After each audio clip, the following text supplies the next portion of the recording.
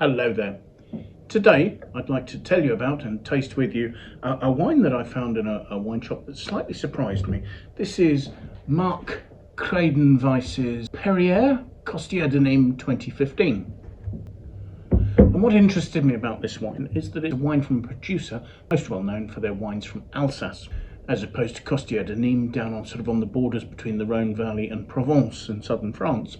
As far as labelling is concerned, this wine has sometimes been labelled as reserve, but in 2015 that's not the case. The Kreydenweiss family trace their heritage back 15 generations in the tiny town of Andlau in Alsace, and through that period they believe they were involved in wine production without necessarily being landowners.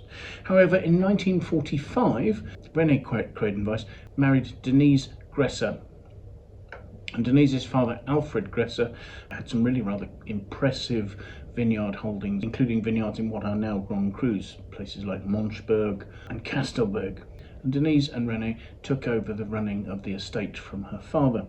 René was an agronomist and enjoyed working in the vines, so they put a lot of changes into the estate. Previously, the estate had also bought fruit, instead of which they went to just producing their own wines and concentrated more on selling directly to individual customers. And over this period, they built their reputation. In 1971, their son Marc took over the estate. And then in 1989, in quite a bold move, Marc and his eldest son, Manfred, opted to run the domain biodynamically. Now, doing this in 1989 makes them one of the pioneers of biodynamism in Alsace. 10 years later, in 1999, working largely with another of his sons, Jean, Marc and the family purchased a 6-hectare estate in the Costieres de Nimes called Domaine Perrieres. It was located in a place called Andlau, which is about halfway between Nimes and Arles in the southern Rhone Valley. They were particularly attracted by the fact that the estate had 40-year-old vines, plantings of old Carignan, Syrah and Grenache. And soon after the purchase, they set about planting Mourvedre as well. They were also attracted by the soil types here, which were iron-rich red soils with what are referred to as galets on the surface. So these are rounded river stones, which are probably most famously found in the Châteauneuf-du-Pape region, with the idea that these rounded stones reflect heat back to the vines to help the ripening of the grapes.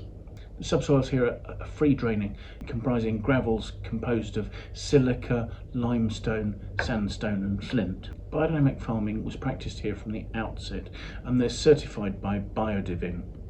They also believe in severe pruning to control yields.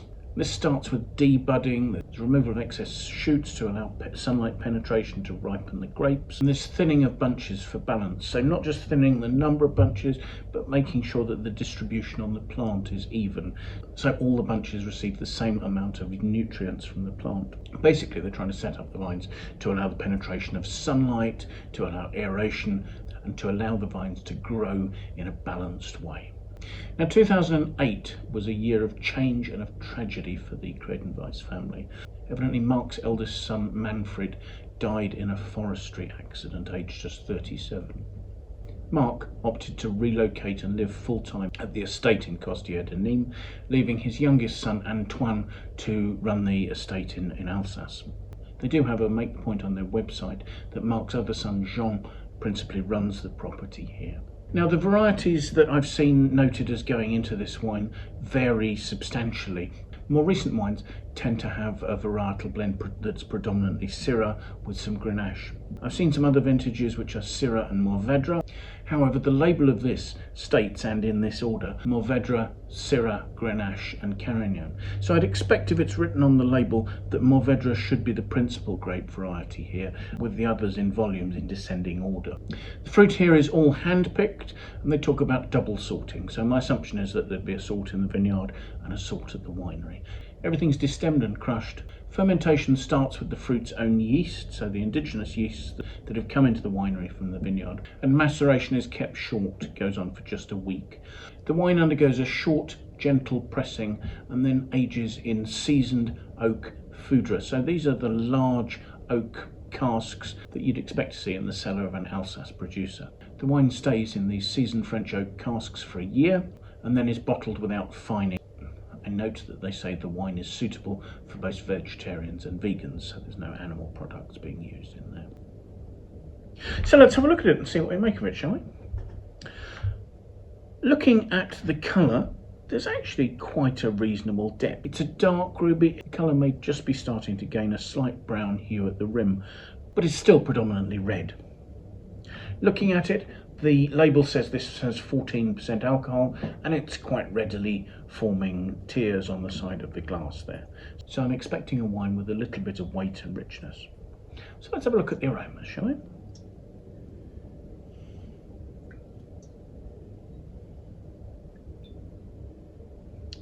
The aromas have an underlying ripe fruit, but are initially quite meaty. There are savoury and spicy notes, peppery hints.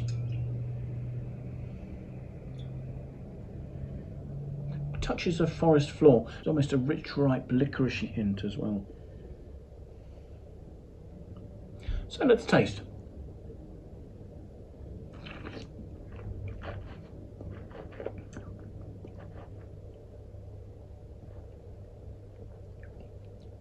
The wine has the smoothness of a slightly older wine, as I say, it's 2015. And initially, you'd think it's a mid-weight wine, and then the tannins start to reveal themselves. A little bit of warmth comes from the alcohol, so medium to full-bodied perhaps would be a fairer description. There is quite a decent structure and richness there. The red fruit has delicate red plum notes, but then there are also raisined, high ripeness sort of notes, perhaps even hints of forest floor. Although initially smooth, on the back of my mouth the tannins have become more grainy and drying. They're adding a bit of grip there. On the middle of my tongue I'm getting a little bit of that rich licoricey note, although there are also sort of raisiny touches as well. I think this is a wine where the fruit is just beginning to fade. So given the fact that it's nearly 10 years old, it's probably not a wine that's ideal for long-term aging. However, it's got good richness, it's got structure, it's got a balanced freshness. There's reasonable acidity there, it's not sharp. I think it's a wine that would stand up to quite a rich cuisine. I could see this sort of working with stews and casseroles, cassoulet, that sort of thing. And I suppose actually the meatiness here is very typical of the sort of richness you get from Mourvedre. Grip could well be reflecting the presence of old vine Carignan, which can add wonderful structure to a wine. So the finish has slightly dusty notes, slightly peppery notes, but actually I'm left with a receding licoriciness, which has both weight and roundness. The wine has pretty good length and it has a nice presence. There's good complexity, and I think all that justifies the Wine Searcher aggregated critic score that this vintage has of 90 out of 100. It's not a hugely expensive wine, but you can see the lovely concentrated core of fruit that results from the careful handling that's gone on here. So thank you so much for watching. I do hope you found the video of interest. If you've enjoyed it, please press the like button. We'd really appreciate that. If you'd like to watch more of these videos, do please sign up and subscribe to our channel, and that way you can set yourself a notification and be warned every time we release a new video. If you have any comments, we'd love to see those in the comments box below. We really do appreciate your feedback about the wines we're looking at, the tastings we're doing, or anything else relating to that. If you have any friends you think might like to watch the video, do please pass it on. We'd really like your endorsement in that way. I'll leave a link in the comments box below to this vintage of this wine. I suspect you may not be able to find the 2015 readily available in your market, but from there you can follow links to other vintages. And I suspect, like me, you could well be quite impressed by the quality of wine you find coming here from the south of France. So thank you again for watching, and I do hope you'll manage to make some time and come and join us for another tasting in the near future. Till then, bye for now.